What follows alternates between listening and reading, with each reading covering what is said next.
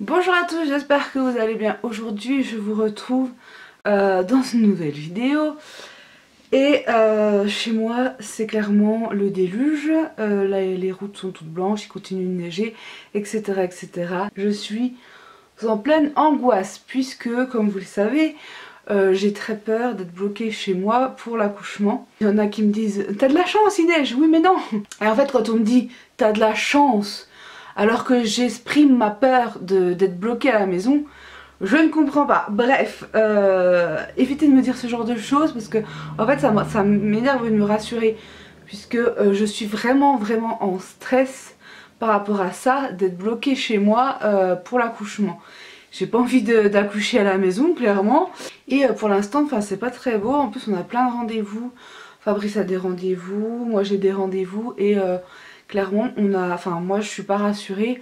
Voir si c'est des rendez-vous pour les cours d'accouchement, c'est pas très grave, des choses comme ça, bon ben on annule, voilà.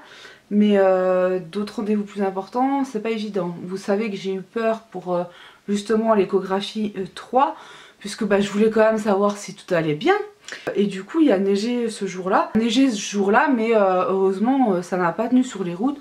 On pouvait circuler et tout, mais là actuellement c'est juste pas possible, on est bloqué chez nous. Et je voulais aller chez ma belle-sœur justement avant que tous les rendez-vous recommencent, mais déjà est-ce que je pourrais aller au rendez-vous?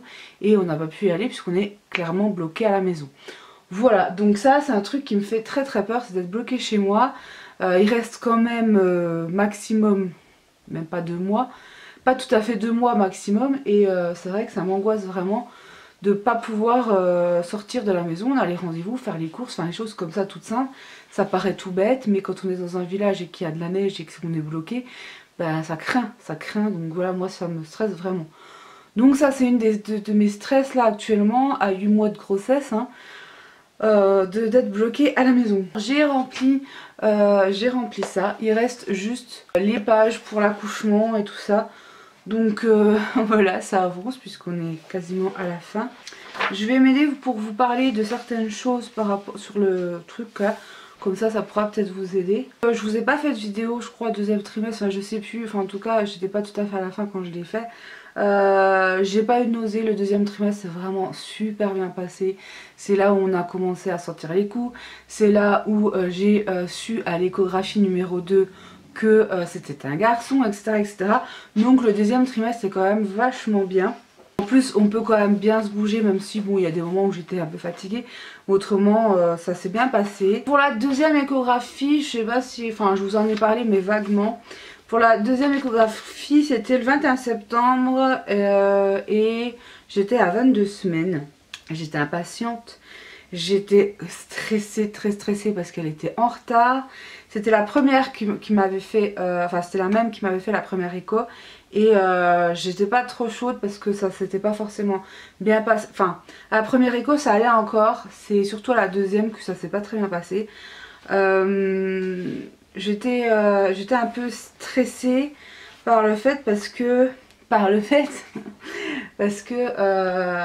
avec mon, je vous l'ai déjà dit, mais avec mon tablier qui est toujours présent, elle m'a fait vraiment le tortille dans tous les sens et tout. Enfin bref, ça a été vraiment un enfer. En plus, elle n'était pas du tout sympathique, pas du tout souriante, donc c'était vraiment un enfer. Et je vous avoue, pour la troisième écho, j'ai eu très peur du coup de comment ça allait se passer, puisque ben voilà, pour la deuxième, c'était un peu une catastrophe. À partir de la deuxième écho, on a quand même trouvé le nom de garçon, même si ça a été compliqué. On a quand même, je trouve, assez rapidement trouvé le prénom. Donc de Lucas, L-U-K-A-S. Ouais, c'était un peu une évidence quoi en fait. Ce prénom là c'était vraiment une évidence. Et c'est marrant parce que du coup on en entend plein. Enfin, je veux dire c'est un prénom où on n'entendait pas forcément parler tout le temps. Il n'y en avait pas autour de nous et tout. Mais c'est vrai que depuis j'entends le nom Lucas assez régulièrement. Donc c'est rigolo. Mais bon, ça ne changera pas le fait que nous ne changerons pas son prénom. Ça restera Lucas. Quand c'est que je l'ai senti bouger vraiment, c'est-à-dire les coups et pas les chatouilles. Parce que les chatouilles, je les ai senties assez rapidement, je dirais vers la 11e, 12e semaine par là, enfin assez tôt je trouve. C'était léger hein, au début, mais je les ai senties assez tôt. Et évidemment, plus ça allait, plus je les ai senties. Quand j'ai commencé vraiment à sentir des petits coups, c'était à partir de la fin de la 18e semaine. Et après ça a commencé 19, 20e semaine. Je vous en parle aussi parce que j'ai des copines qui sont enceintes de moins longtemps que moi. C'est leur premier. Et du coup, elles se posent beaucoup de questions. Donc je pense notamment à une copine à moi, mais je vais pas la citer, mais voilà. Qui justement me demandait quand c'est que j'avais senti les premiers coups. Après il faut quand même se rendre compte que c'est quelque chose... chaque femme a son corps différemment, sa grossesse est différente d'une grossesse à une autre, ça peut être complètement différent. Et donc là c'est vrai que moi je trouve que je l'ai senti assez tôt au final du cas, mais comme je vous disais, je prends toujours l'exemple de ma belle-sœur, ma belle-sœur l'a senti qu'à partir de 6 mois. Donc moi je l'ai quand même senti super tôt, les petits coups et tout. Et ne vous inquiétez pas, au début, les coups, vous les sentirez peut-être pas tous les jours, vous les sentirez, voilà. Ça vient progressivement, là clairement ça fait déjà un moment que je le sens bien tous les jours, mais c'était pas le cas au début, hein. Au début, je le sentais pas énormément. Il se manifeste surtout au moment où je suis au repos, allongée ou quoi que ce soit. Donc c'est vrai que c'est là que qui se manifeste le plus. Évidemment il bouge autrement quand vous êtes aussi active, mais on le sent moins. Donc ça je tenais aussi à le dire. Ne surtout pas flipper, surtout au début comme ça, si vous le sentez pas tout le temps, c'est normal. Loulou il est plutôt énergique je dirais, et agité. C'est pas un bébé qui est tranquille, hein. Il est tout le temps en train de bouger dans tous les sens. Et il n'y a pas de moment précis pour Lucas. C'est vraiment tout le temps, matin, midi, soir. Voilà, il n'y a pas vraiment de moment dans la journée où il sera plus actif que d'autres. J'ai pas l'impression en tout cas. C'est vraiment tout le temps. Et surtout au moment où je suis sur le canapé ou n'importe. Alors ce que j'ai commencé à faire depuis quelques semaines, c'est que j'ai commencé à de temps en temps, je vais pas lui faire tous les jours non plus, mais de temps en temps, je lui fais écouter un peu de musique, notamment de la musique classique. Je lui ai fait aussi écouter un peu de Disney, mais c'est surtout principalement la musique classique et il réagit vraiment. En fait sur YouTube vous avez des vidéos de musique pour la grossesse, enfin c'est marqué pour la grossesse mais voilà, pour la grossesse, et du coup c'est des musiques qui sont censées faire réagir bébé. En tout cas moi ça fonctionne, mais je le fais pas tous les jours. En plus je le fais avec le téléphone portable, je laisse pas non plus des heures et des heures dessus. C'est juste voilà, de temps en temps hop, un petit coup de musique et ça le fait réagir parce que j'ai toujours le portable qui bouge. Si vous entendez manger, c'est Balou. Voilà. Alors au niveau du papa, comment ça se passe? Au niveau de papa, alors il commence, enfin il a mis plus de temps que moi forcément, puisque moi je le sens bouger à l'intérieur et tout, à le sentir, et c'est souvent que quand il posait sa main, il arrêtait de bouger. Et en plus, moi même si je le sens bien pousser et tout, Fabrice le sent pas forcément à chaque fois. Il commence à lui faire des trucs, à s'amuser un petit peu, mais bon je pense que ce sera surtout quand il sera sorti. Alors je reviens un petit peu pour la deuxième échographie, puisque là on va finir le deuxième trimestre et je vais passer au dernier, puisque en fait je trouve que les deux sont assez similaires, assez rapprochés, à part on va dire le bidon qui est beaucoup plus important, etc. Enfin je vous en parlerai après, mais c'est vrai que c'est assez similaire je trouve. Ce qui m'a marqué dans le deuxième trimestre en fait, c'est surtout quand elle nous a dit qu'il y avait un petit désir, que c'était un garçon. Enfin moi j'ai beaucoup pensé, ma famille aussi, que c'était une fille, du fait que il y avait beaucoup de filles dans notre famille, surtout les premières. Et par le fait, j'étais vraiment surprise. Après j'étais vraiment mécontente parce que tant qu'il était en bonne santé, honnêtement je m'en fous quoi, que ce soit une fille ou un garçon. Certes j'aurais bien voulu jouer à la poupée on va dire, mais j'ai quand même été très contente de lui trouver des petits ensembles, des petits trucs mignons pour les garçons. Alors je vous parle de petits points qui sont sur le bouquin là, mais pas de tout parce que sinon on y passerait des heures. Mais ça m'aide pour vous parler un petit peu de toute la grossesse. Alors là actuellement à 33 semaines, donc à 8 mois, je commence à avoir vraiment des difficultés. Et comme je vous disais en fait, pour moi dans ma tête c'était logique que j'ai moins de difficultés qu'une femme lambda, puisque j'avais fait 30 kg de plus, 40 kg de plus, non 30 kg de plus, 35 même, et en fait dans ma tête c'était dans la logique des choses, c'est que je ne galérerais pas en fin de grossesse avec mon ventre puisque j'avais eu l'habitude d'avoir du poids dessus. Mais rien à voir puisque là on a quand même un bébé dedans qui est très actif. Donc là je commence vraiment à galérer, à me mettre dans des positions où je suis bien. Il y a des moments où Lucas me fait mal aussi puisqu'il est assez grand et enfin voilà. Il est assez grand et du coup bah, il prend de la place monsieur. Et ça commence à être un peu galère je trouve pour me positionner comme il faut. J'ai souvent à l'intérieur du ventre, j'ai souvent en fait comme une comme des craquements.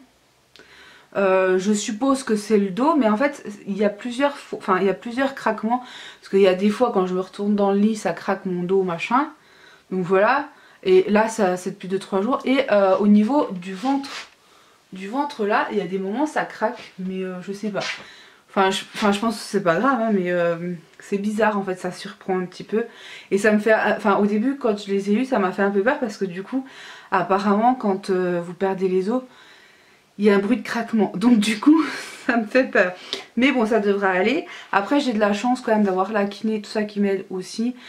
Quand j'ai vraiment très mal, Fabrice m'aide puisqu'en fait moi j'ai tout le temps les cervicales bloquées. Il y a aussi un problème d'arthrose je pense au niveau des cervicales. On n'a pas approfondi la chose mais enfin c'est très probable. Et je commence à avoir de temps en temps aussi mal en bas du dos. C'est-à-dire ça fait un petit peu comme les douleurs, enfin moi quand je vais avoir mes règles ou que je les ai, en fait j'ai mal un petit peu au niveau des reins quoi. Et ça me fait cette impression là. Donc voilà. Il y a des moments comme je vous le disais aussi, c'est que j'ai l'impression d'avoir une gravité en bas du ventre, que ça tire vers le bas. Et j'ai du mal à me déplacer quoi, c'est un truc de fou. Donc heureusement que Fabrice, bon, vous le savez, est en reconversion professionnelle, enfin pas reconversion mais qui va faire son entreprise machin qu'il est en projet et du coup il est à la maison et du coup bah, ça m'aide parce que bah, y a des choses que moi je peux plus faire quoi. C'est vraiment très galère. Alors on va aussi parler de la préparation à l'accouchement puisque vous savez que j'avais commencé à les cours. Alors c'est plus compliqué que prévu puisque les cours d'accouchement on est allé au premier et honnêtement j'ai pas été emballée plus que ça, j'ai trouvé que c'était long. La deuxième partie du cours où on faisait la préparation tout ça, sachant que moi en plus j'ai de l'arthrose dans les genoux, que quand je me mets sur les genoux c'est un enfer pour moi, c'est pas évident. En plus de ça on devait se faire un moment relaxation qui a duré 20 minutes et pour moi je n'étais pas du tout relaxée, j'étais mal, j'étais pas bien. Donc voilà. Il y a beaucoup de cours, ça nous fait énormément de kilomètres pour y aller. Donc en fait, on a décidé de base de y aller qu'aux cours les plus utiles, on va dire. Donc celui de la semaine prochaine, logiquement. Enfin, ceux de la semaine prochaine, puisqu'il y en a deux. Et l'avant-dernier, puisque le dernier, je pourrais pas y être, puisque j'ai rendez-vous avec l'anesthésiste et le rendez-vous... du bilan avec la gynéco également. Donc ce qui fait que j'ai logiquement 3 cours d'accouchement, sauf si ben, on est encore bloqué par la neige, malheureusement je pourrais pas y aller. Mais il y a 2 cours qu'on a annulés parce que ben, pour nous ça nous fait énormément de kilomètres et tout. De toute façon vous êtes nombreux à me dire au moment de l'accouchement, de toute façon tu vas savoir quoi, je veux dire ça c'est un automatisme, c'est inné. Donc voilà, mais c'est vrai que ça m'aurait, enfin j'aurais voulu tous les faire mais ça c'était trop compliqué là pour y aller à tous au final. Et bon, je suis contente d'être allée au premier. Je vais faire celui où il y a la visite médicale, enfin la visite de la maternité et compagnie, mais bon c'est pas quelque chose forcément, enfin je suis pas emballée pour plus que ça sur le truc. Donc voilà, on va enfin en venir à la 3e échographie qui a donc eu lieu le 29 novembre à 13h45. J'étais toujours accompagnée de Fabrice, j'avais un peu peur puisque comme je vous l'ai dit les 2 précédentes ne se sont pas très bien passées, mais enfin elle était un petit peu en retard, mais voilà une jeune femme avec des lunettes qui arrive les cheveux longs et qui prononce mon nom et là j'étais super ravie, j'étais soulagée parce que ce n'était pas du tout la même que la dernière fois. Et ça s'est super bien passé, elle était très souriante, très gentille, très sympathique.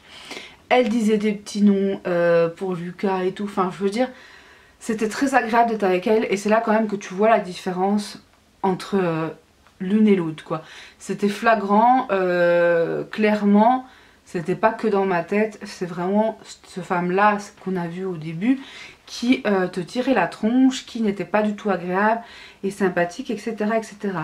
En plus, celle-ci, elle a vraiment pris son temps pour tout faire. Bon, il y a certaines choses qui n'ont pas été faites, c'est-à-dire que Lucas cachait ses pieds, donc il en avait un au-dessus de la tête, puis l'autre on ne sait où. Elle m'a dit, oh c'est un petit acrobate celui-là.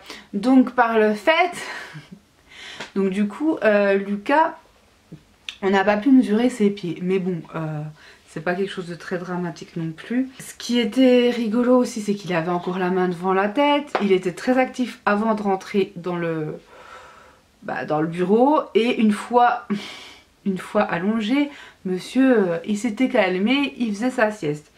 Et en fait malheureusement on n'a pas pu avoir la photo 3D, j'aurais bien voulu le voir et tout. Enfin j'aurais été contente de voir sa petite tête, mais il n'a pas voulu nous la montrer, il était pas très coopératif.